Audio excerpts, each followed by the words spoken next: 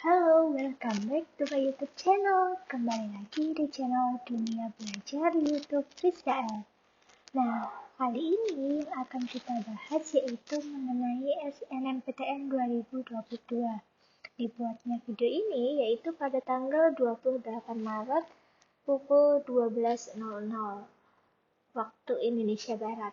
Nah, hari ini H-1 untuk dibukanya pengumuman SNMPTN 2022. Nah, ini adalah cara terbaru untuk cek pengumumannya. Nah, gimana nih teman-teman? Sudah deg-degan atau belum? Nah, nanti saya juga akan memberikan 7 hal yang perlu dilakukan setelah lolos SNMPTN. Kalau kalian semua penasaran dengan isi videonya, pastikan kalian sudah klik subscribe terlebih dahulu ya. Subscribe-nya ada di bawah nih. Tekan juga tombol loncengnya agar tidak ketinggalan video-video update berikutnya. Oke, tanpa berlama-lama, langsung saja kita masuk ke videonya.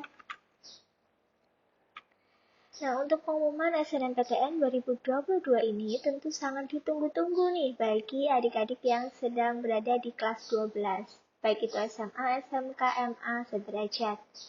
Namun, pengumuman SNMPTN baru dibuka pada hari Selasa 29 Maret 2022 pada pukul 15.00 WIB atau besok jam 3. Nah, biasanya karena yang membuka banyak, bukan hanya 1-2 orang, pasti besok biasanya agak lama ya membukanya. Jadi, teman-teman harus punya koneksi internet yang lancar dan harus sabar. Nah, untuk mengetahui cara mengecek kelulusan seleksi masuk perguruan tinggi ini, peserta bisa simak cara cek pengumuman SNMPTN 2022 yang paling baru berikut ini. Nah, untuk langkah-langkah cek pengumuman SNMPTN 2022, yang pertama yaitu peserta dapat membuka akun pengumuman SNMPTN 2022 atau dengan mengetik di mesin pencarian yaitu pengumuman SNMPTN ltmpt.ac.id. Nah, untuk linknya nanti bisa saya kasihkan di description box ya, supaya teman-teman bisa lebih gampang untuk cek pengumuman SNMPTN 2022 ini. Yang kedua, setelah masuk ke situs tersebut, peserta SNMPTN dapat login dengan mencantumkan nomor pendaftaran dan tanggal lahir. Nah, coba sekarang nomor pendaftarannya dicari supaya besok bisa langsung melihat pengumumannya. Yang ketiga, setelah itu peserta SNMPTN 2022 dapat mengetahui lolos atau tidaknya dalam seleksi tersebut. Biasanya, jika peserta lolos, maka akan muncul warna biru, sedangkan untuk yang belum lolos, layar akan menampilkan warna merah. Nah, di sini lolos ataupun tidak, itu harus ada yang dilakukan. Nah, seperti ini ya gambarannya. Kalau lolos berwarna biru atau hijau seperti ini, selamat Anda dinyatakan lolos. Nah, jika peserta seleksi SNMPTN ini lolos, maka peserta wajib menyiapkan beberapa hal yang sangat diperlukan untuk masuk ke perguruan tinggi tertentu. Dan bagi yang tidak lolos, jangan berkecil hati, karena masih ada banyak tes-tes yang bisa membawa teman-teman untuk masuk ke perguruan tinggi negeri. Oke? Sekarang kita bahas dulu ya, bagi yang lolos apa saja yang harus disiapkan, dan saya doakan semoga yang nonton video ini ya hari ini, besok ataupun besok lusanya lagi, saya doakan nih teman-teman lolos SNMPTN 2022. Nah, hal yang perlu dilakukan setelah lolos SNMPTN 2022 ini yaitu yang pertama, siapkan berkas verifikasi SNMPTN. Nah, secara umum, berkas verifikasi SNMPTN pada dasarnya terdiri dari 3 berkas penting, yaitu SKTL, surat keterangan tanda lulus yang nantinya akan dapat dari sekolah SMA, SMK, atau MA kalian. Yang kedua, kartu pendaftaran SNMPTN yang tadi teman-teman gunakan untuk login dan KIP kuliah bagi yang memilikinya. Nah, kalau teman-teman mau dibahas lebih lengkap tentang KIP ini, teman-teman bisa tulis di kolom komentar ya. Yang kedua, pantau jadwal daftar ulang SNMPTN. Jangan sampai terlewat ya teman-teman, karena banyak banget kan yang pengen lolos SNMPTN ini. Dan kalau kalian terlewat jadwal daftar ulangnya, kalian bisa didiskualifikasi. Nah, agar tidak terlambat, teman-teman harus sering-sering memantau jadwal daftar ulangnya.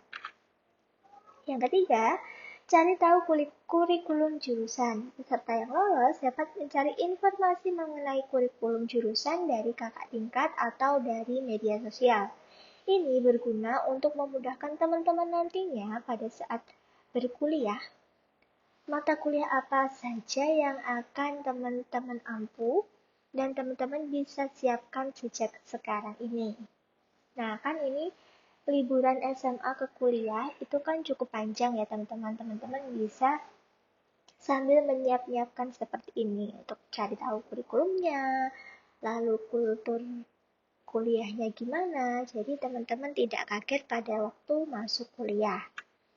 Selanjutnya yang keempat, cari tahu peluang karir. Nah, ini biasanya ada adik-adik atau teman-teman yang asal pilih SNMPTN dan ternyata diterima. Nah, kalau seperti ini kan biasanya belum tahu nih peluang karirnya apa. Nah, teman-teman bisa cari tahu peluang karirnya dan pada saat kuliah teman-teman bisa menyiapkan soft skill dan pengetahuan-pengetahuan yang bisa digunakan pada saat bekerja nantinya. Yang kelima, cari peluang beasiswa. Nah, kalau yang tidak mempunyai KIP, tenang aja ya teman-teman. Di perguruan tinggi teman-teman nanti pastinya ada beberapa beasiswa yang bisa menguntungkan teman-teman.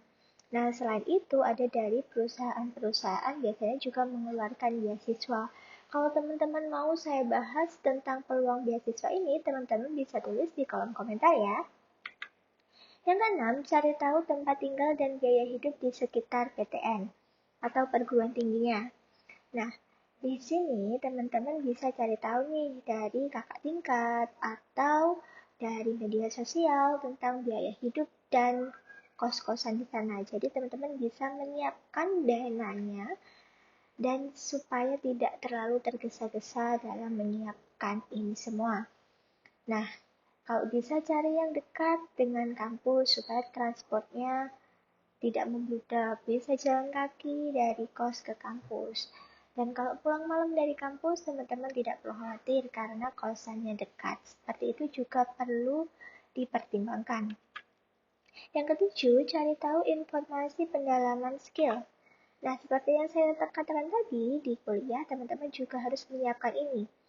Harus mengetahui skill apa yang menjadi kelebihan teman-teman dan menentukan kecocokan di bidang tertentu. Contohnya nih, nanti di kampus itu ada UKM atau kegiatan mahasiswa. Salah satu contohnya ada MC, terus ada kegiatan olahraga yang lain. Nah, teman-teman bisa memasuki itu, bisa mendalaminya, dan nanti bisa dipakai pada waktu bekerja. Jadi pergunakan masa kuliah itu sebaik mungkin. Jangan cuma kuliah pulang, karena nanti teman-teman akan merasa rugi kalau tidak mengeksplor yang ada di kampus selama 4 tahun itu. Oke, itulah beberapa informasi yang bisa saya sampaikan. Semoga bermanfaat dan kalau teman-teman mau request video lain, bisa tulis di kolom komentar ya. Terima kasih sudah menyaksikan videonya dari awal sampai akhir. Jangan lupa di like, komen, dan di share ke teman-teman kalian. Dan kalau ada pertanyaan yang lain, bisa